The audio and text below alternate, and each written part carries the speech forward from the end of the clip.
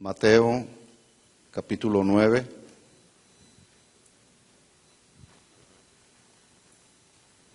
Vamos a continuar desarrollando esta serie que titulamos Compromiso Misionero.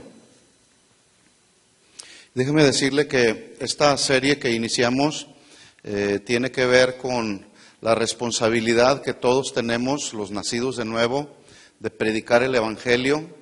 Pero no solamente predicar el Evangelio, sino reevangelizar a los ya evangelizados. Y esta es una responsabilidad de todos, no es solamente de unos cuantos. Y no es solamente aquí, es salir a otros lugares y llevar el mensaje del Evangelio a todos aquellos a quienes Dios ponga en nuestro corazón. Y hace ya un par de años, pues Dios en su gracia, en su misericordia, nos ha ido llevando a hacer esta labor, compartiendo en otras congregaciones hermanas de nuestra casa de oración. Por eso es que cuando ustedes alguna ocasión no nos ven, no andamos de gira turística, andamos haciendo la obra del ministerio que Dios nos ha ido encomendando. Y una de ellas pues ha sido estar compartiendo en otras congregaciones y estar cerca con los pastores también que están iniciando algunas nuevas obras. Así que agradecemos de antemano sus oraciones, agradecemos también de antemano sus ofrendas. Igual hace unos meses atrás iniciamos recogiendo algunas ofrendas para esta labor misionera, no solamente local, sino también estamos participando de esta labor en nuestra congregación en México. El pastor Chuy sale también, comparte a diferentes congregaciones y de lo que ustedes ofrendan, de lo que ustedes dan, también estamos sembrando a nuestra congregación en México. Así que, pero todo tiene que ver con ese compromiso que tenemos todos de desarrollar esa misión. ¿Cuál misión? Predicar el Evangelio. ¿Cuántos lo hacen? Bueno, vamos a estudiar entonces estos versículos, Mateo capítulo 9, versículo 9. El título de este mensaje en el marco de esta serie es Misericordia quiero, dice Jesús. Misericordia quiero. En Mateo capítulo 9 y versículo 9 dice así: pasando Jesús de allí, vio a un hombre llamado Mateo, que estaba sentado al banco de los tributos públicos, y le dijo: sígueme. Y se levantó y le siguió. Y aconteció que estando él sentado a la mesa en la casa, he aquí que muchos publicanos y pecadores que habían venido se sentaron juntamente a la mesa con Jesús y sus discípulos. Cuando vieron esto, los fariseos dijeron a los discípulos: ¿por qué come vuestro maestro con los publicanos y pecadores? Al oír esto, Jesús les dijo: los sanos no tienen necesidad de médico, sino los enfermos. Id pues y aprended lo que significa misericordia quiero y no sacrificio, porque no he venido a llamar a justos, sino a pecadores al arrepentimiento. Hasta ahí. Les invito a que oremos juntos y pidamos que Dios nos hable. Señor, gracias por la oportunidad que nos das una vez más de estar reunidos en tu nombre y adorándote, alabándote con un corazón rendido a ti, Señor. En esta hora estamos listos aquí, prestos para recibir tu palabra, Señor. Que tu palabra, Señor, llegue a nuestro corazón, penetre hasta lo más profundo de nuestro ser interior, y esta tu palabra cumpla el propósito por el cual será predicada, Señor. Háblanos, Señor, y danos la sabiduría, la inteligencia espiritual, el discernimiento espiritual para comprender tu palabra, entenderla y aplicarla a nuestra vida, Señor. Nos encomendamos a ti en esta hora, Señor, y pedimos que tu gracia y la revelación de tu Espíritu Santo esté con nosotros. En el nombre de Jesús te pedimos todo esto, Señor. Amén. Amén. Dijo Jesús: misericordia quiero y no sacrificio. Cuando Jesús habla de predicar el Evangelio, ya lo hemos dicho en otras ocasiones, no debemos entender que se refiere solo a la predicación de las buenas nuevas de salvación. Eso tenemos que hacerlo. Pero cuando Jesús habla también de predicar el Evangelio, se está refiriendo a todo el consejo de Dios que tiene que ver con todas las doctrinas básicas y fundamentales del Evangelio de Cristo. Es decir, hay que hablar de la doctrina del pecado, de la doctrina del arrepentimiento, de la doctrina del Espíritu Santo, de la doctrina de la oración, etcétera, etcétera. Pero en este compromiso misionero que todos tenemos de predicar el Evangelio a toda criatura o reevangelizar a los ya evangelizados, la pregunta es, ¿por qué hay quienes no cumplen con este y algunos otros mandamientos de Jesús? Bueno, una respuesta posible pudiera ser por falta de compromiso. Por falta de compromiso. Recordemos que un compromiso está basado en recibir bendiciones y privilegios, pero también en el cumplimiento de obligaciones y responsabilidades. Y cuando no se cumple con este compromiso, quiere decir entonces que solamente a veces queremos recibir las bendiciones y los privilegios del Señor, pero no queremos cumplir con las responsabilidades. Pero resulta que así no funciona la vida cristiana. Bendiciones, privilegios, pero también cumplimiento de responsabilidades y obligaciones. Otra razón por la cual hay quienes no cumplen con esta labor, esta tarea misionera de predicar el Evangelio, es por falta de misericordia. Misericordia. Por ejemplo, hace un momento se oraba por algunas peticiones, de repente recibimos esas peticiones de oración por personas familiares nuestros, personas que conocemos, que no conocen al Señor, familiares inconversos, y está bien orar. ¿Cuántos saben que es bueno orar? Está bien que debemos orar, de hecho la Biblia lo enseña, es una doctrina fundamental del cristianismo hablar de la oración, pero déjeme decirle que la oración sin la acción de la evangelización es pura ilusión. Salió verso sin esfuerzo, ¿verdad? La oración sin la acción de la evangelización es pura ilusión. No me sirve de gran cosa estar orando. Claro, Dios en su soberanía hace lo que Él quiere con quien Él quiere, porque Él es soberano. Pero hablando en el contexto de nuestro compromiso misionero, que es predicar el Evangelio, hay que orar, esa es una parte. Pero la otra parte es, hay que evangelizar. ¿Cómo hay que evangelizar? Pues a través de la predicación del Evangelio. Así que hay dos tareas fundamentales en esta tarea evangelística. Una, la evangelización de los no creyentes con la predicación del Evangelio de buenas nuevas de salvación. Y dos, la reevangelización, es decir, el discipulado o el adoctrinamiento de aquellos que ya han sido evangelizados. Por ejemplo, un recién convertido conoce al Señor, tiene su encuentro con el Señor, recibe a Jesús como su Salvador personal. Y bueno, ese recién convertido necesita continuar siendo enseñado, siendo discipulado a través de las doctrinas del cristianismo para que vaya creciendo y vaya madurando en la vida cristiana. Es como un bebé. A un bebé recién nacido se le da primero leche, luego después va creciendo, se va desarrollando y después ya se le da un poco de papilla, después se le da un poco de alimento más sólido y así va creciendo. Es lo mismo con los recién convertidos, ¿sí? Hay que evangelizarlos, hay que adoctrinarlos, hay que discipularlos. Para cumplir con estas dos tareas fundamentales se requiere uno de los ingredientes indispensables de los cuales Jesús, o ese ingrediente indispensable que Jesús llamó misericordia. Muchos de nosotros no cumplimos a veces con este mandamiento de predicar el Evangelio porque ya en nuestro corazón no hay misericordia. La gente de allá del mundo puede estarse hundiendo en sus problemas, en sus situaciones diarias de la vida cotidiana. Nosotros estamos aquí, alabamos al Señor, recibimos la paz del Señor, Él nos ministra a través de la presencia de su Espíritu Santo, y los que están allá en el mundo, pues que se vayan al infierno, ¿verdad?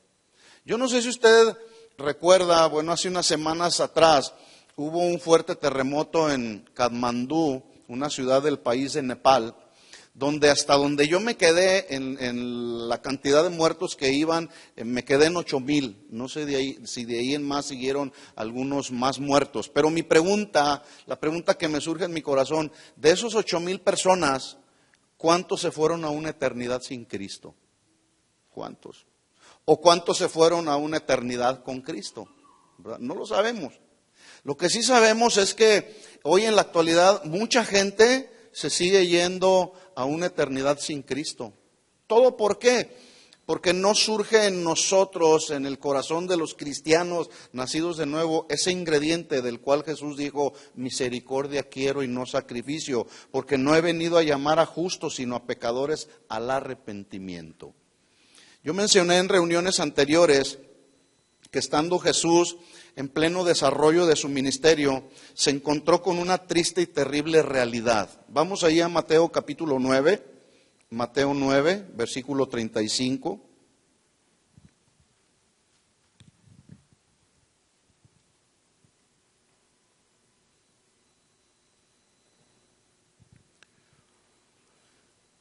¿Lo tiene Mateo 9, 35?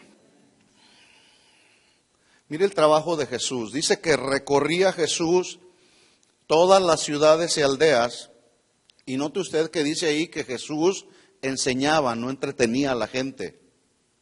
Dice, y Jesús enseñaba en las sinagogas de ellos y predicando el evangelio del reino y sanando toda enfermedad y toda dolencia en el pueblo. Versículo 36.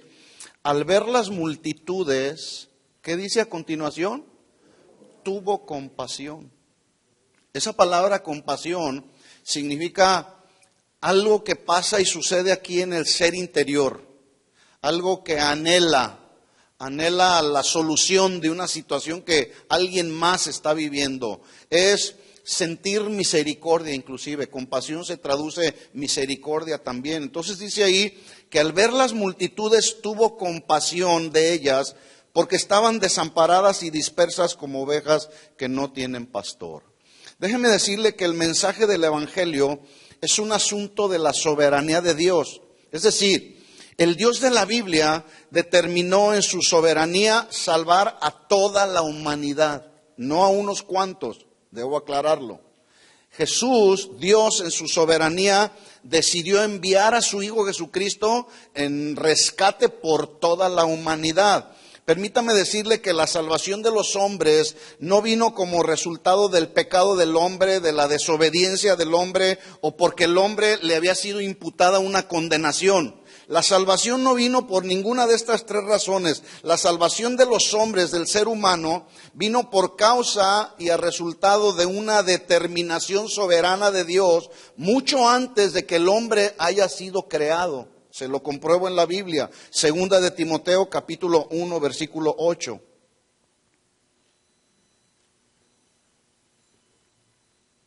Hay quienes piensan que la salvación se generó en el momento en el que el hombre desobedeció a Dios o en el momento en que cayó, en el momento que pecó. No, esto ya estaba en el corazón de Dios desde antes de la creación, así lo establece la Biblia. Segunda de Timoteo capítulo 1 versículo 8, Pablo le escribe a Timoteo y le dice, por tanto, no te avergüences de dar testimonio de nuestro Señor, ni de mí, preso suyo, sino participa de las aflicciones por el Evangelio según el poder de Dios. Esto significa que al predicar el Evangelio vendrán aflicciones, vendrán críticas, vendrán enemigos. Pero le dice Pablo a Timoteo, participa de esas aflicciones por el Evangelio según el poder de Dios. ¿Se acuerda de Esteban? ¿Qué le pasó a Esteban? Lo apedrearon. ¿Por qué lo apedrearon? Porque predicaba el Evangelio y a la gente no le gustaba. ¿Cuál era la predicación del Evangelio? El predicar el arrepentimiento de sus pecados, porque si alguien no se arrepiente de sus pecados, pues se va al infierno. Eso es lo que dice la Biblia. Y esto, el que alguien le hable a otro diciéndole que si no se arrepiente de sus pecados se va al infierno, pues no a todos les gusta. Es un mensaje que confronta, es un mensaje que duele, que algunos no lo aceptan. Y eso sucedió con Esteban, lo apedrearon porque él predicaba con claridad y con seguridad el mensaje del Evangelio. Pero escuche ahora lo que dice Pablo, donde está aquí la revelación de la salvación como un acto soberano de Dios. Versículo 9, ¿quién nos salvó? ¿Quién fue el que nos salvó? El Señor Jesús. Y luego dice, y nos llamó con llamamiento santo. Note que primero está la salvación y luego el llamamiento. No puede haber llamamiento sin previa salvación. ¿Estamos claros en eso? Bueno, déjenme decirle que hoy en la realidad que vivimos, hay muchos que están detrás de un púlpito o detrás de algún instrumento que ni fueron llamados ni han recibido la salvación del Señor, pero ahí están. Terminan su actividad, algunos de tocar y algunos se van con otra mujer que no es su mujer, o salen de disque ministrar a Dios y se van a los antros de vicio, etcétera. Pero dice aquí que primero Él nos salvó y nos llamó con llamamiento santo, y luego dice, no conforme a nuestras obras, sino según el propósito suyo. Había un propósito eterno y la gracia que nos fue dada en Cristo Jesús, y termina diciendo el versículo, antes de los tiempos de los siglos. Este mismo versículo en la versión Palabra de Dios para Todos nos va a quedar mucho más claro. Segunda de Timoteo 1:9, versión Palabra de Dios para Todos. Dice, Dios nos salvó y nos llamó a ser pueblo santo. No lo hizo por lo bueno que habíamos hecho o por nuestras buenas obras, sino porque así lo quiso por su generoso amor. Ese amor nos dio antes del inicio de los tiempos mediante Jesús. Es decir, ese amor Él nos lo dio antes del inicio de los tiempos, lo cual significa que la salvación vino a los hombres como un acto de la soberanía de Dios, aún antes de que el ser humano hubiera sido creado. Así que entonces el plan fundamental que proclama el Evangelio de Buenas Nuevas de Salvación está basado en su misericordia, por un lado, y en su gracia, por el otro, nunca en las obras. ¿Estamos claros ahí? La salvación viene por su misericordia, por su gracia y no por obras. ¿Estamos de acuerdo? Bueno, hay ocasiones en que hablamos acerca de la salvación y usamos las palabras del apóstol Pablo cuando él dijo en Efesios 2:8, porque por gracia somos salvos por medio de la fe, y esto no de vosotros, pues es un don de Dios, no por obras para que nadie se gloríe. Y mencionamos la gracia y hablamos de la gracia, pero hay quienes luego ignoramos el verdadero significado de la gracia. Déjeme explicárselo de esta manera.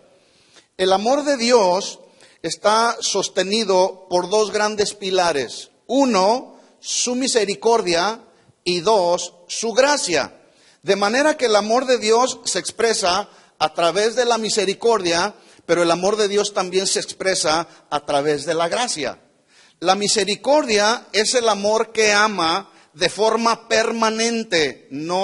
El amor de Dios no es temporal, es de forma permanente. A pesar de cualquier circunstancia que estemos pasando, a pesar de cualquier situación que estemos viviendo, aún y a pesar de la pecaminosidad del hombre, cuando el hombre se ha arrepentido, la misericordia de Dios nos sigue amando, nos sigue sosteniendo. De tal forma que cuando hablamos de misericordia, necesitamos conocer el sentido etimológico de la palabra misericordia. Es decir, necesitamos saber qué es lo que el diccionario dice acerca de esta palabra misericordia. ¿Alguien sabe lo que significa la palabra misericordia? ¿Quién me puede decir? Levante la mano y me dice, rápido ahí. ¿Perdón? Dios viendo nuestra condición, ¿sí? ¿Alguien más por acá? Sí. Él no nos da lo que nos merecemos por su misericordia. Muy bien. ¿Qué más por acá? Compasión. Ya dijimos, Jesús vio las multitudes y tuvo compasión. Hubo un sentir aquí en su ser interior, ¿sí? Compasión, misericordia, ¿qué significa? ¿Qué entiende? Un regalo inmerecido. Bueno, yo dije, el amor de Dios está sustentado bajo dos pilares. Por un lado la misericordia y por otro la gracia. A veces hablamos de la misericordia sin saber el significado adecuado de lo que es misericordia. Yo le voy a decir, según el diccionario, lo que significa misericordia. Es una palabra griega, pero también latina. Le voy a dar la definición, las definiciones son casi similares, pero le voy a dar la definición de la palabra misericordia, lo que significa del latín. Es una palabra latina compuesta de 3 voces. Una, misere, de miseria. 2, cordis, corazón. Y 3, misericordia, las 2 últimas palabras, ia, que significa hacia los demás. Por lo tanto, de acuerdo a su etimología latina, misericordia, escuchen bien el significado, se traduce pasar la miseria de otro por tu corazón. Pasar la miseria de otro por tu corazón. De tal forma que cuando tú pasas la miseria de otro por tu corazón, lo amas porque reconoces que ese otro está necesitado del amor que tú tienes. ¿Se entiende lo que significa misericordia? Bueno, mire cómo Jesús manifiesta su misericordia durante su ministerio terrenal. Acuérdese, estamos hablando de este compromiso misionero en el que todos necesitamos involucrarnos. ¿Por qué algunos no nos involucramos predicando el Evangelio? Porque no hay misericordia. ¿Estamos claros? Bueno, dice la Escritura en Mateo capítulo 9, versículo 9. Mire cómo Jesús manifestó su amor a través de la misericordia y le voy a dar estos ejemplos. Mateo 9:9 dice, pasando Jesús de allí, vio a un hombre llamado Mateo que estaba sentado al banco de los tributos públicos y le dijo, sígueme. Y éste se levantó y le siguió. Yo quiero resaltar algo importante en este llamado. Cuando Jesús se acerca con este hombre cobrador de impuestos, simplemente le dice, sígueme. Yo no veo ahí en la Escritura que le dijo Jesús, sígueme y te voy a pagar tanto, o estando conmigo vas a tener derecho a esto y a esto y a esto otro. No dice así la Escritura, ¿verdad?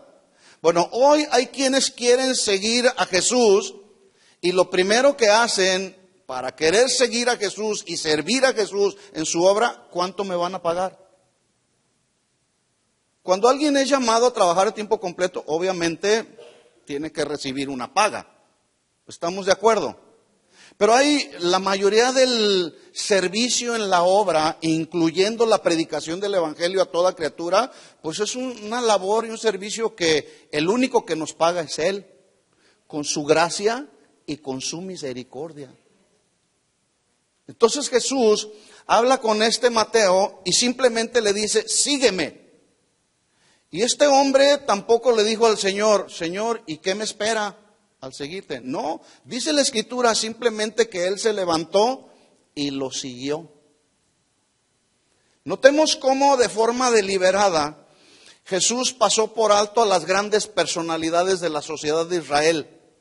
Jesús no llamó a grandes personalidades, a los aristócratas, a la gente influyente de la sociedad de Israel. Más bien Jesús siempre escogió hombres que mayormente fueron despreciados por la sociedad, como lo fue este hombre Mateo. Bueno, es que siempre bajo el sistema de Dios, así es. Dios llama lo vil y menospreciado del mundo para avergonzar a lo sabio. Es el sistema de Dios. Pero hoy hay quienes lo hacen de diferente manera. Llaman al ministerio a alguien que es carismático, alguien que puede tener una cierta influencia en la congregación, o alguien que tiene un conocimiento muy vasto en la teología. No, este nos puede ayudar, así que vente. El llamado ese no importa, con que sepas hablar bien, con que sepas entretener a la gente, con que sepas los principios fundamentales de la teología, con eso es suficiente. No importa que no seas llamado por Dios. ¿Será así? No. Ya dije yo hace un momento, primero es la salvación, luego el llamamiento. No puede haber llamamiento sin previa salvación. Entonces Jesús vio a este hombre llamado Mateo que estaba sentado al banco de los tributos públicos y le dijo, sígueme, y se levantó y le siguió. Dicen los comentaristas bíblicos que ninguno de los 12 fue más notable como pecador como lo fue este Mateo. Ahí andaba el Judas, pero el Judas supo disfrazar muy bien. Pero claramente era identificado como uno de los hombres más pecadores. Mateo era uno de los cobradores de impuestos más odiado, más despreciado por la misma sociedad de Israel, debido a que junto con sus colegas abusaba sacándole el dinero a la gente de forma manipuladora, de forma fraudulenta. Ay, ¿dónde he escuchado esto? ¿Cómo el día de hoy siguen surgiendo los Mateos que manipulan a la gente y le sacan el dinero a la gente de forma fraudulenta? ¿Seguirá habiendo Mateos hoy en la actualidad? Sí, y se han metido a la iglesia, tristemente. Es más, los cobradores de impuestos eran considerados del mismo nivel social que las rameras, es decir, que las prostitutas. Nomás imagínense la reputación que tenían los cobradores de impuestos. Bueno, nadie de nosotros, en nuestro sano juicio, hubiéramos elegido a un Mateo. Yo, por ejemplo, yo no hubiera elegido para el desarrollo del ministerio aquí en la congregación, parte del liderazgo de nuestra congregación, yo no hubiera elegido a un Mateo con ese perfil de fraudulento, de manipulador. ¿Se imagina un Mateo aquí? ¿Los manipula a todos ustedes? No, ¿quién quiere un Mateo? No, nadie. Sin embargo, Jesús lo escogió a él para ser uno de sus apóstoles y más aún para que ese Mateo pudiera recibir la inspiración de Dios para escribir el evangelio que lleva su nombre. Solamente Jesús pudo haber hecho esto. ¿Por qué? Porque Jesús es omnisciente, nosotros no. Y Jesús estaba extendiendo sobre él su misericordia. Sí, vamos a verlo más adelante. Versículo 10. Y aconteció que estando él sentado a la mesa en la casa, he aquí que muchos publicanos y pecadores. Mire usted que nada más alcanzaron a ponerle ahí muchos. Ese muchos puede significar que había 50, 60 o 100, yo no sé. Pero había muchos publicanos y pecadores que habían venido y se sentaron juntamente a la mesa con Jesús y sus discípulos. Fue un gran banquete que ofreció Mateo en honor a Jesús. Pero la pregunta es, ¿por qué a Mateo se le ocurrió invitar a muchos cobradores de impuestos y pecadores? Porque solamente con ese tipo de personas Mateo se relacionaba. Pero note usted algo interesante, Jesús no los rechazó. Jesús se sentó a la mesa a comer con ellos. Bueno, nosotros hoy en la actualidad a veces somos tan ligeros y rechazamos a las personas porque no abrazan las doctrinas que nosotros abrazamos o porque andan ahí en el mundo como pecadores. Eres un pecador, tú no te juntas conmigo porque yo ya soy santo, santo, santo, y hacemos un descalificadero de gente en lugar de hacer uso de la misericordia, la cual todos los cristianos debemos de tener. ¿Sí? Bueno, esta era la única clase de gente que Mateo conocía. Además, eran sus únicos amigos, eran los únicos que estarían también dispuestos a relacionarse con Mateo. Ningún otro tipo de gente quisiera estar con Mateo, es más, lo odiaban. Yo creo que más de alguno quiso a lo mejor asesinarlo. Versículo 11. Dice, cuando vieron esto, los fariseos dijeron a los discípulos, ¿por qué come vuestro maestro con publicanos y pecadores? Pregunta, ¿quiénes eran los fariseos? Bueno, los fariseos se supone que eran los líderes espirituales del pueblo, los líderes eclesiásticos de la iglesia, los que tenían un liderazgo en la iglesia, los que enseñaban a la gente la ley, instruían a la gente en todos los asuntos de la ley porque conocían la ley. Ellos se supone que debían saber lo que compasión y misericordia significa. Bueno, pues a ellos Jesús les dijo estas palabras, versículo 12. Al oír esto Jesús, o sea, la pregunta que hicieron, ¿por qué su maestro se sienta con los publicanos y pecadores? Jesús les dijo, los sanos no tienen necesidad de médicos, sino los enfermos. ¿A qué clase de enfermos estaba refiriendo Jesús? A los enfermos del alma. A los enfermos del alma. ¿Sí? Y entonces Jesús les dice, versículo 13, a los fariseos les dice, vayan pues y aprendan. O sea, no estaban entendiendo lo que misericordia significa, como Nicodemo. Jesús lo reprende diciéndole, oye, eres maestro de la ley y no sabes lo que significa nacer de nuevo. Estos estaban igual en relación a la compasión, a la misericordia. Entonces Jesús les dice, vayan pues y aprendan lo que significa misericordia quiero y no sacrificio, porque no he venido a llamar a justos, sino a pecadores al arrepentimiento.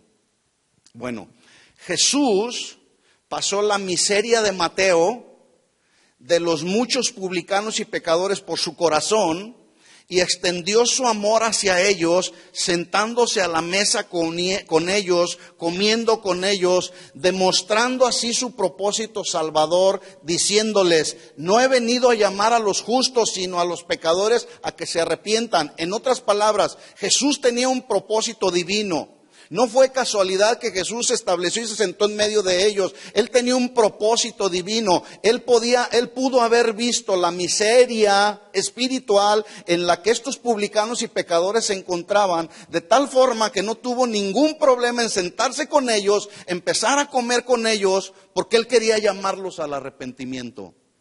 Jesús no los rechazó, ¿verdad que no? Y si Jesús no rechaza a los pecadores, ¿por qué nosotros sí? ¿Saben por qué? Porque nos falta misericordia y nos falta compasión. O estamos como los fariseos, que no entendemos lo que significa Jesús diciendo misericordia quiero y no sacrificio. Estamos bien haciendo la obra del ministerio, desarrollamos bien la actividad que se nos ha encomendado, pero a veces nos falta misericordia. Bueno, ya dije que misericordia significa pasar la miseria de otros por tu corazón. Aquí en el corazón, mis hermanos, el corazón es parte del alma. Es una parte fundamental del alma, y en el alma están los sentimientos, están las emociones, está la voluntad. El corazón es el centro de la personalidad de todos los seres humanos. Es el corazón lo que Jesús quiere de nosotros, para que ese corazón vaya siendo moldeado, vaya siendo conformado cada día más a la imagen de Él. Pero es ahí en el corazón donde se experimenta la compasión y la misericordia. Por eso es que Jesús dijo, misericordia quiero y no sacrificios. Misericordia entonces significa pasar la miseria de otros por nuestro corazón. Y entonces poder ayudar a otros en la miseria, en la pobreza espiritual en la que alguien se puede encontrar. La pregunta es si lo estamos haciendo. Otro ejemplo, ahí mismo en Mateo capítulo 9, versículo 27. ¿Lo tiene ahí? Dice, pasando Jesús de ahí, le siguieron 2 ciegos. No dice, no hay más información ahí acerca de estos 2 ciegos, pero ¿se puede usted imaginar? Por ejemplo, yo tengo 56 años de edad. Todavía me siento joven, por lo menos me siento, ¿verdad? Pero cuando yo estaba leyendo esta escritura, yo me puse a pensar, ¿qué si a esta edad yo me quedo ciego? Sería un impacto fuerte aquí en los... Desde luego Dios nos daría la gracia para soportar esa aflicción. Pero ¿se puede usted imaginar si a su edad el día de hoy quedara ciego?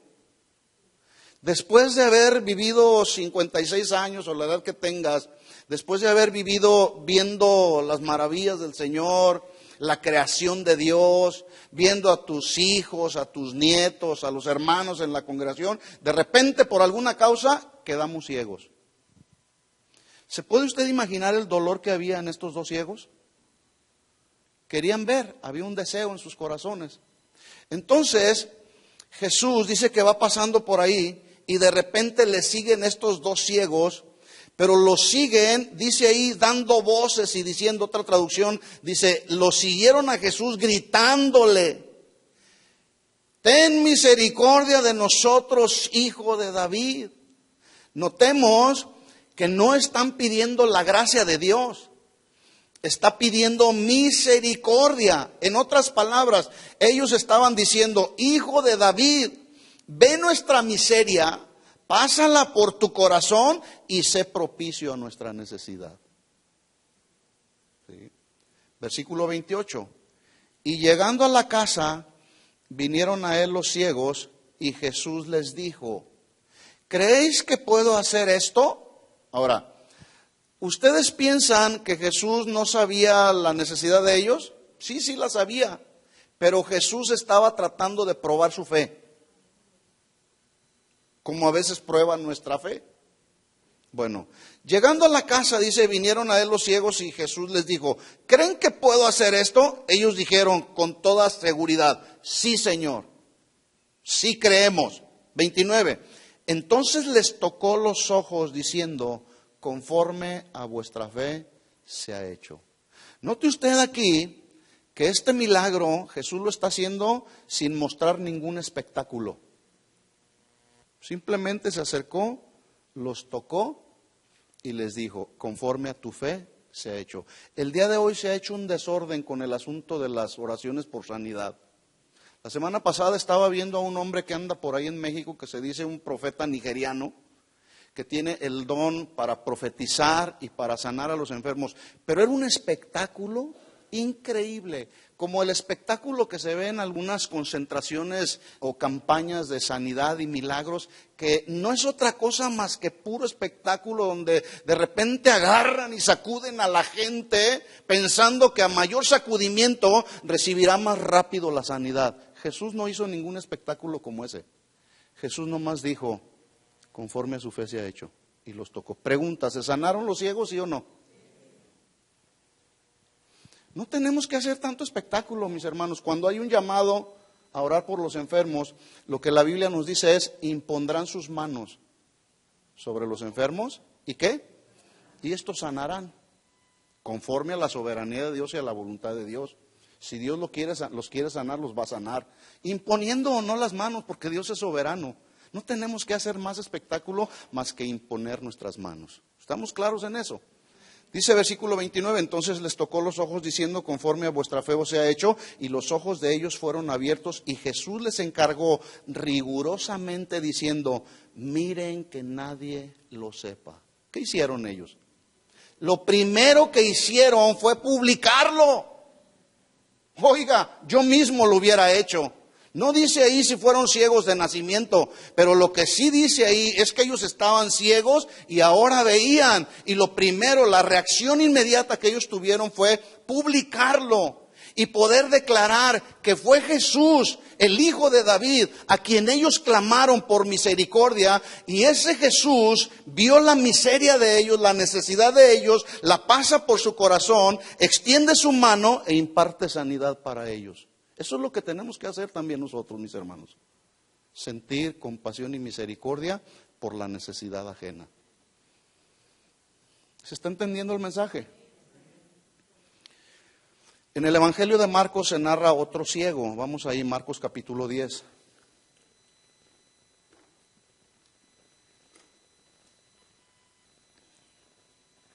En esta narración del Evangelio de Marcos acerca de otro ciego, dice la Escritura en Marcos capítulo 10, versículo 46. Yo oro, mis hermanos, y espero que este no sea un mensaje más.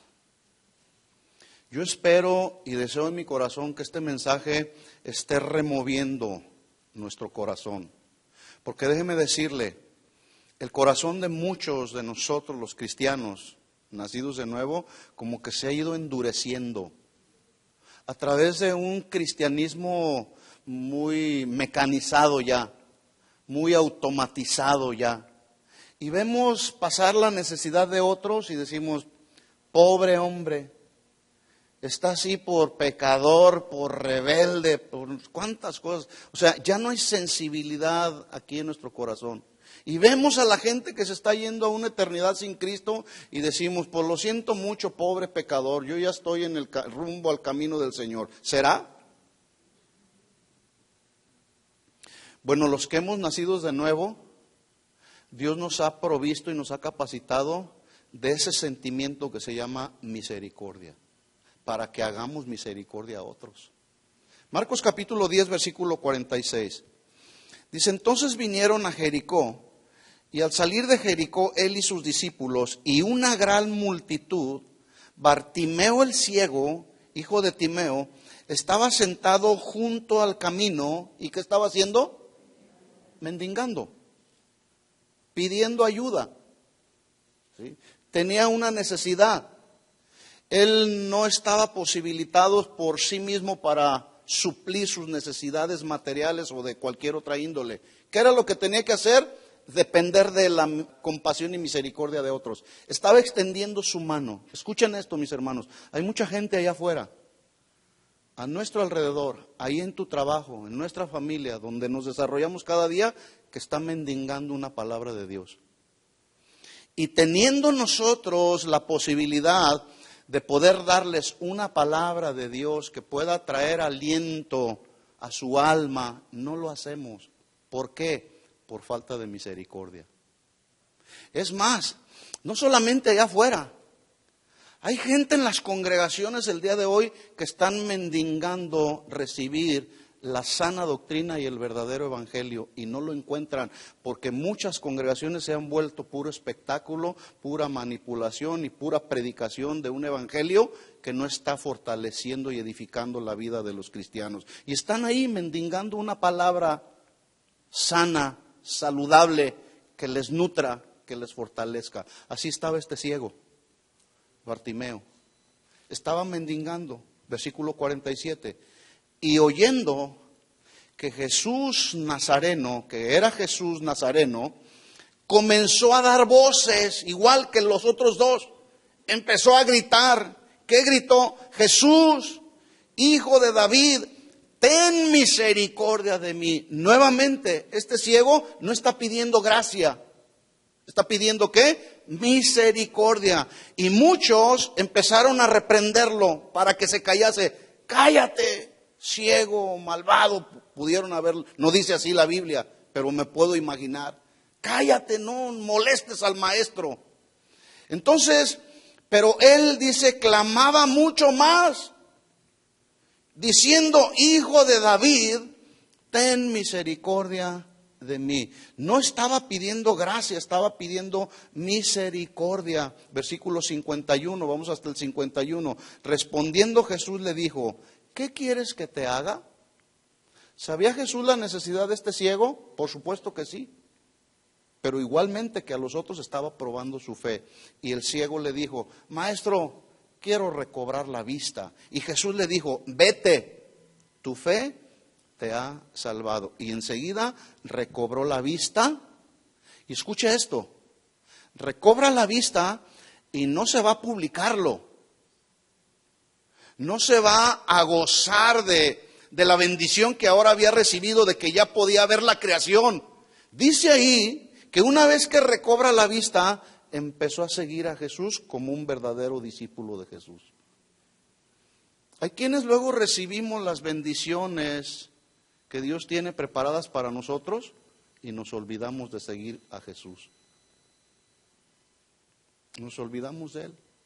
Pero de repente luego el zapato nos empieza a apretar otra vez y nos acordamos que hay un Jesús que está a la diestra del Padre intercediendo por nosotros, y entonces vamos a Él y le decimos, ten misericordia de mi situación, Señor. Y Jesús tiene misericordia de nosotros, porque la misericordia de Jesús, de Dios, no podemos entenderla en esta mente finita, limitada. No la podemos entender, porque Él es ilimitado.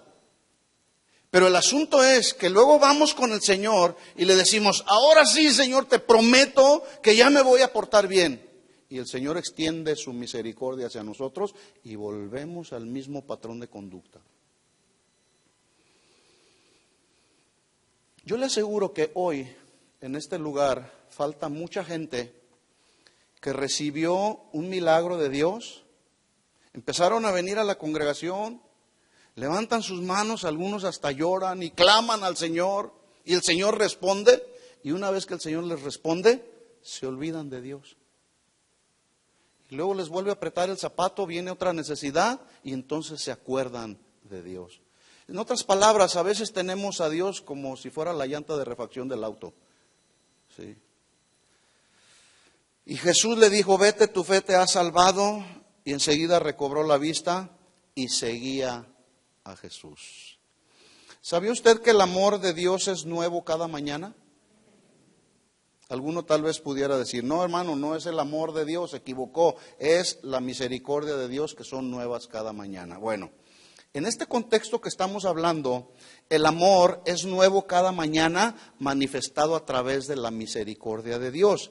Mire cómo el profeta Jeremías, en el libro de Lamentaciones, recordando la fidelidad de Dios manifestada a través de la misericordia de Dios hacia el pueblo de Israel, dice la historia que Israel estaba en medio de una situación de enorme crisis, de tremenda tensión. El pueblo de Israel estaba viviendo un tiempo de sufrimiento porque los babilonios habían entrado a toda la ciudad de Jerusalén, mataron a mucha gente, incluyendo a los niños, y a otros se los llevaron cautivos y solamente quedó un pequeño remanente ahí. Y ese pequeño remanente es al que Jeremías se está refiriendo cuando dice en Lamentaciones 3:22, pero por las misericordias de Jehová no hemos sido consumidos porque nunca decayeron sus misericordias. Nuevas son cada mañana, grande es tu fidelidad. La misericordia de Dios, de tal forma que esa misericordia de Dios ha sido manifestada en nosotros, nos ha rodeado el amor de Dios. Usted anoche fue y se acostó, durmió, descansó, rodeado del amor de Dios, manifestado a través de su misericordia. ¿No es así? Y hoy en la mañana nos levantamos temprano, descansamos, dormimos, despertamos, empezamos a ver la creación de Dios y seguimos siendo rodeados del amor de Dios manifestándose en su misericordia, a través de su misericordia. Y si eventualmente en nuestro diario caminar por la vida tenemos un tropiezo, cometemos algún pecado, pero nos arrepentimos de él, escuche esto, seguimos rodeados del amor de Dios, manifestando él su misericordia hacia nosotros, siempre y cuando nos arrepentimos. Porque hay quienes no se arrepienten del pecado, más bien se gozan con los pecados. Pero el genuino nacido de Dios, ese se arrepiente de sus pecados, siente dolor por haber ofendido a Dios y sigue gozando del amor de Dios y de la manifestación de su misericordia.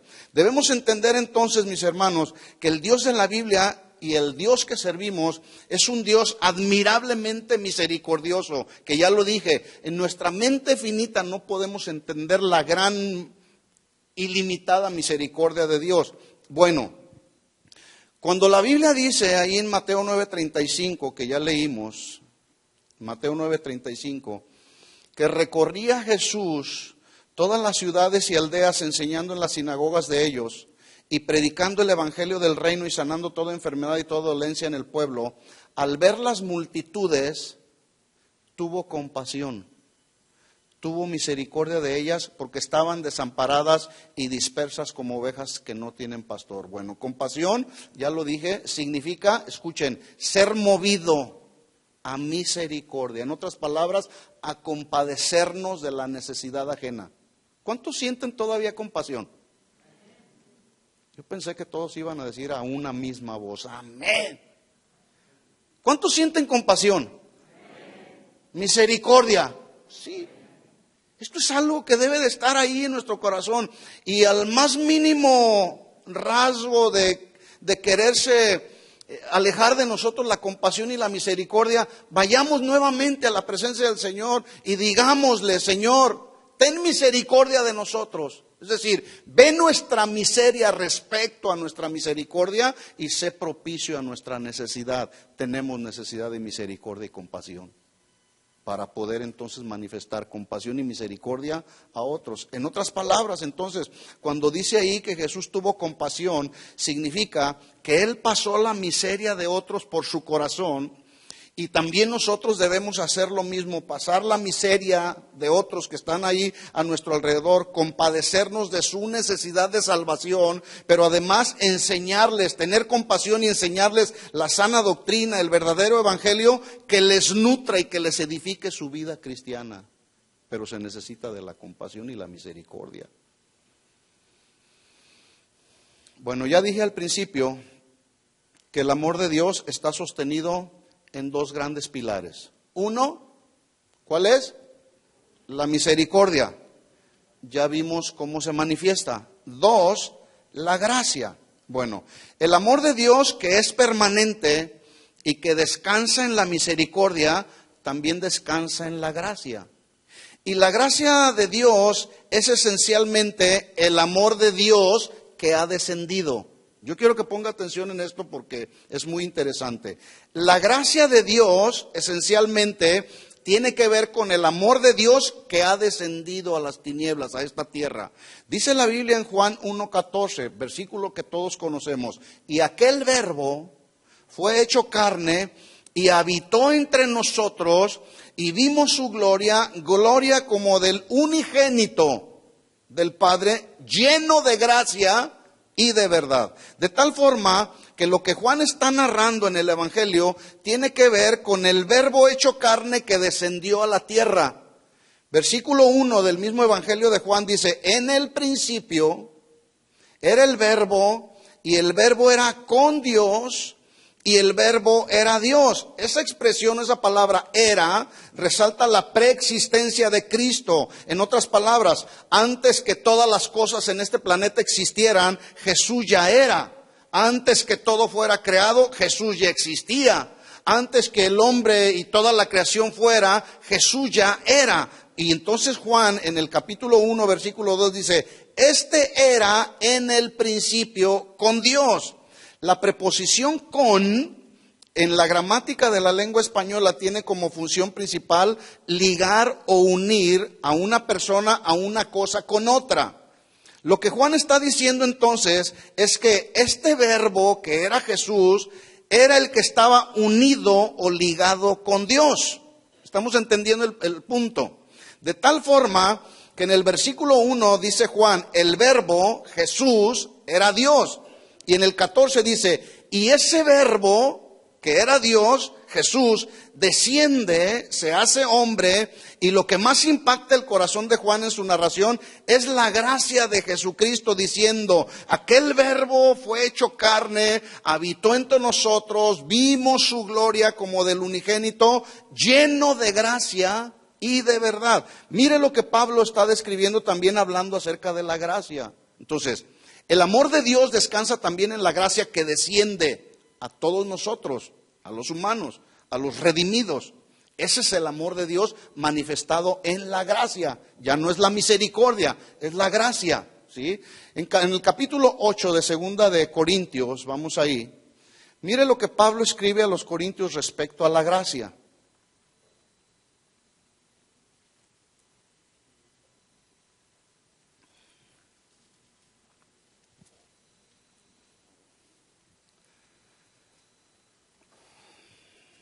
Segunda de Corintios capítulo 8, versículo 9. ¿Lo tiene? Dice: porque ya conocéis la gracia de nuestro Señor Jesucristo, que por amor a ustedes, a vosotros, se hizo pobre siendo rico, para que vosotros con su pobreza fueseis enriquecidos. Déjenme leerle este mismo versículo en la versión Palabra de Dios para Todos. Está mucho más claro. Segunda de Corintios 8:9, versión Palabra de Dios para Todos. Dice así: ustedes conocen el generoso amor de nuestro Señor Jesucristo. ¿Cómo se manifestó ese generoso amor de nuestro Señor Jesucristo en nuestra vida? A través de la salvación. ¿Sí? ¿Estamos claros? Por su misericordia, por su gracia, el amor de Dios fue manifestado a nuestra vida. Y luego dice: quien siendo rico se hizo pobre por ustedes, para que por medio de su pobreza ustedes se hicieran ricos. Quiero rescatar un punto importante en este versículo haciendo una pregunta. ¿El Hijo de Dios se hizo pobre? Léalo ahí. ¿El Hijo de Dios se hizo pobre? Dice ahí que se hizo pobre siendo rico, para que vosotros con su pobreza fuésemos enriquecidos. Cuando Pablo habla de Jesús con su atributo de preexistente, en Colosenses 1:16, dice: porque en Él fueron creadas todas las cosas, las que hay en los cielos, las que hay en la tierra, visibles e invisibles, sean tronos, sean dominios, sean principados, sean potestades. Escuche, dice que todo fue creado por medio de Él y para Él. Pregunta, ¿por qué todas las cosas fueron creadas por Él y para Él? La respuesta es porque Él es el unigénito, que significa el único nacido. Él es el unigénito Hijo de Dios. Cuando Jesús viene al mundo, pregunta, ¿sigue siendo el unigénito Hijo de Dios, sí o no? Sí. Entonces, la siguiente pregunta sería, si Jesús sigue siendo el unigénito Hijo de Dios, para quien Él fueron creadas todas las cosas, ¿dónde está la pobreza? Jesús sigue teniéndolo todo porque todo fue creado por medio de Él y para Él. ¿Estamos entendiendo? Un versículo paralelo dice, este era en el principio con Dios, todas las cosas fueron creadas, hechas por Él, ahí en Juan 1:3. Dice, nada de lo que ha sido hecho fue hecho, en Él estaba la vida era la luz de los hombres, y la luz en medio de las tinieblas resplandece, y las tinieblas no prevalecieron con ellos. El término pobreza aquí es muy interesante. El término pobreza, cuando se usa en relación con Dios, significa que el Padre no puede dar más de lo que ya dio. De tal manera que el Padre no puede dar más. ¿Por qué? Porque ya nos dio a su Hijo. Y el Hijo no puede dar más porque ya dio su vida. De tal manera que cuando Pablo dice que se hizo pobre para hacernos ricos, realmente lo que significa es que Dios ha dado todo cuanto tenía para que por su todo entregado a nosotros, que éramos pecadores y que no teníamos nada, recibamos el todo de Dios, y en ese sentido es que somos enriquecidos por Él. En otras palabras, Jesús, el Hijo de Dios, al entregarse totalmente y sin faltar nada en ese sacrificio perfecto, único y suficiente en la cruz, nos hizo ricos, escuchen esto, uno, en la salvación eterna. ¿Cuántos han sido enriquecidos con salvación? Salvación eterna. No estoy hablando de riquezas materiales, mis hermanos. Estoy hablando de riquezas espirituales que están muy por encima de las riquezas materiales. Por eso es que Pablo dice, Él se hizo pobre para entonces hacernos ricos, pero en realidad Jesús sigue teniendo toda su riqueza y esplendor que le son inherentes a Él como el Hijo unigénito de Dios. Nos hizo ricos en salvación eterna. Nos hizo ricos perdonándonos completamente y absolutamente todos nuestros pecados. Nos hizo ricos dándonos el gozo que es nuestra fortaleza. También nos enriqueció dándonos la paz que sobrepasa todo el entendimiento humano. También nos ha enriquecido dándonos el consuelo que estábamos necesitando para que por medio de la consolación con la que somos consolados podamos también consolar a los que están padeciendo por alguna tribulación. Nos dio de su compasión y de su misericordia. Nos hizo ricos en compasión y misericordia para que también podamos extenderla a quienes la necesitan. El problema es que no la practicamos. Ahora, déjenme decirle una cosa. La misericordia y la gracia de Dios, el amor de Dios que descansa en la misericordia y en la gracia de Dios, es justamente el meollo de la predicación del Evangelio de Buenas Nuevas de Salvación que todos debemos de predicar, proclamar y enseñar. Debemos enseñarle a la gente acerca del amor de Dios, manifestándose a través de la misericordia de Dios, pero también a través de la gracia de Dios. Yo a veces escucho quienes de repente tratan de evangelizar a la gente diciendo, quita la bola de ídolos que tienes ahí porque no eres un idólatra y los idólatras no tienen parte en el reino de los cielos. Así que si tú eres un idólatra te vas a ir al infierno. Esa es la peor manera de evangelizar a alguien. Lo que menos quiere saber la gente es que le digan sus verdades. Ya saben que son idólatras. Ya saben que son pecadores. Más bien, la forma más efectiva de evangelizar a un pecador es hablándoles del amor de Dios, manifestándoles la misericordia de Dios y el amor de Dios. Nunca diciéndole, te vas a ir al infierno por idólatra. ¿O sí, así es? No, porque así lo hizo Jesús.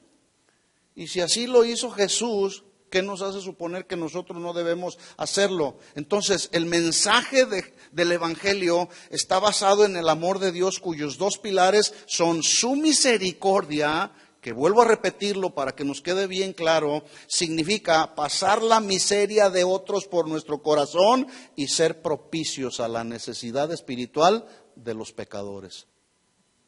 Pero también, por otro lado, el amor de Dios está sostenido en la gracia de Dios, es decir, el favor que no merecíamos, Él nos lo dio. ¿Qué merecíamos? Merecíamos la muerte, pero Él en su gracia infinita nos dijo, ok, merecías la muerte, pero voy a tomar el lugar que te correspondía a ti, lo voy a tomar yo. Eso es gracia. No merecíamos nada, pero en su gracia Él nos lo dio todo. Ese es el meollo del mensaje del Evangelio que debemos de predicar, mis hermanos. Concluimos pues, retomando los versículos que leí al principio. Al ver las multitudes, dice la Biblia, Jesús tuvo compasión de ellas porque estaban desamparadas y dispersas como ovejas sin pastor. Entonces dijo a sus discípulos, a la verdad, la mies es mucha, los obreros pocos, rogad pues al Señor de la mies que envíe obreros a su mies. Mateo 9:12 dijo Jesús, al oír Jesús a los fariseos, dijo, los sanos no tienen necesidad de médicos, sino los enfermos. Vayan pues y aprendan lo que significa misericordia. Quiero y no sacrificio, porque no he venido a llamar a justos, sino a pecadores al arrepentimiento. ¿Entendió el mensaje? Bueno, ¿sabe ahora lo que nos falta? Es que Él nos vuelva a llenar con su gracia y su misericordia. Que podamos volver a experimentar aquí en nuestro ser interior esa compasión y esa misericordia que nos mueve a ir con el pecador y hablarles del amor de Dios.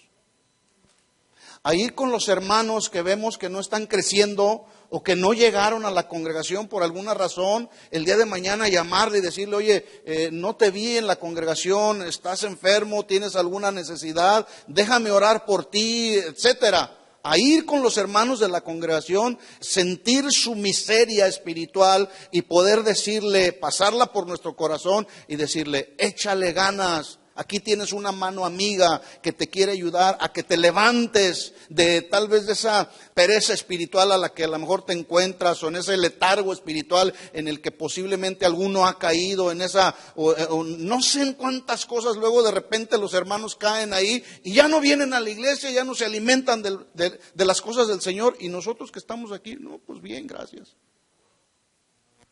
Porque a veces ya nos volvimos insensibles aquí en nuestro corazón.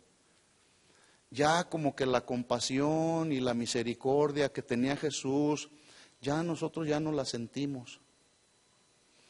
Y es en ese tiempo cuando usted y yo necesitamos ir a su presencia y decirle, Señor, necesito tu compasión y misericordia. ¿Sí?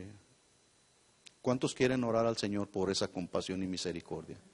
Le invito a que se ponga de pie. Para que movidos a misericordia podamos cumplir con el compromiso y la misión que todos tenemos, que es ir y predicar el Evangelio a toda criatura. Pero también es ir con los hermanos que están apenas recién convertidos y van creciendo en el camino del Señor, de lo que tú tienes, que recibiste por gracia, ir a darlo por gracia para que vayan creciendo. Y los hermanos grandes ayudando a crecer a los hermanos más pequeños. Esa es la necesidad que hay en la iglesia de hoy. Y este es el mensaje. ¿Entendió el mensaje? Pues ya no tenemos excusa. Ahora ya sabemos qué es lo que tenemos que hacer. Misericordia quiero, dijo Jesús, y no más sacrificios vanos. ¿De acuerdo? Oremos. Levanta tus manos al Señor y dile, Señor, aquí está mi vida. Háblale a Dios en tus propias palabras. Dile, Señor, he entendido el mensaje. He entendido tu palabra hoy, Señor. Y creo, Señor, que he sido insensible a la compasión y a la misericordia que debemos de sentir por otros que están a nuestro alrededor. Pero hoy, Señor, te pedimos perdón.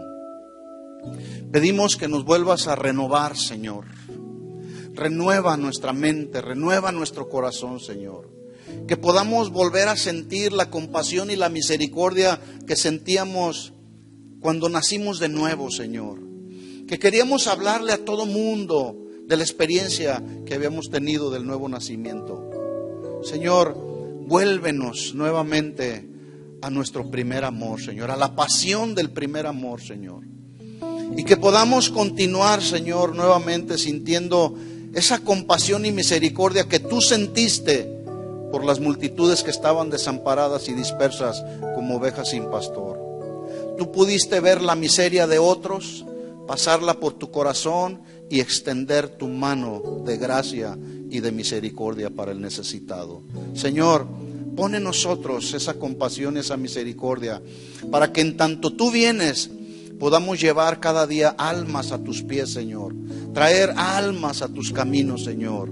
Y no decirles lo pecadores que son o lo idólatras que son, sino hablarles del meollo del mensaje del Evangelio, que es tu amor manifestado en misericordia y en gracia, Señor. Ayúdanos a entender y a comprender este mensaje, a discernirlo en nuestro corazón y aplicarlo a nuestra vida y publicarlo y ponerlo en práctica, Señor. En el nombre de Jesús te lo pedimos. Te pido por cada familia en este lugar, Señor. Aquí están nuestras manos alzadas a ti, Señor. Queremos ser esos instrumentos que tú continúes usando, Señor, para traer a otros a tus pies, Señor. Y no se vayan a una eternidad sin Cristo, sino que el día que tú los llames a cuenta, Señor, podamos tener la certeza y la seguridad que tú vives y moras en sus corazones, Señor, y que sus nombres están escritos en el libro de la vida, Señor. Pon en nosotros, Señor, ese sentimiento de compasión y misericordia que tú tenías, Señor. En el nombre de Jesús, clama al Señor y dile: Señor, aquí está mi vida, aquí está mi corazón delante de ti, Señor. Sigue moldeándome, Señor. Sigue tratándome, sigue perfeccionando tu obra, Señor, en mi vida, para que cada día, Señor, podamos ser cada vez más y más a tu imagen, Señor. Que podamos dolernos del dolor ajeno, Señor. Que podamos sentir la necesidad ajena, Señor. Tú dijiste que nosotros éramos la luz de este mundo, la sal de esta tierra. Es ahí en las tinieblas donde debemos alumbrar, Señor. Es ahí donde hay corrupción que nosotros podemos ser la sal que necesita el sabor para que no se siga corrompiendo las almas, perdiéndose en el infierno, Señor. En el nombre de Jesús, ayúdanos a entender que este no sea un mensaje más, Señor, sino que podamos ponerla por obra, Padre. Te pedimos todo esto en el nombre de Jesús, tu Hijo amado. Amén y amén. ¿Puede darle un aplauso de alabanza a Él? Gracias, Señor Jesús, por tu palabra. Gracias, Señor. A ti la gloria, la honra y todo el honor siempre, Señor. Siempre, siempre para ti la gloria, Señor. En el nombre de Jesús. Gracias, Señor. Amén.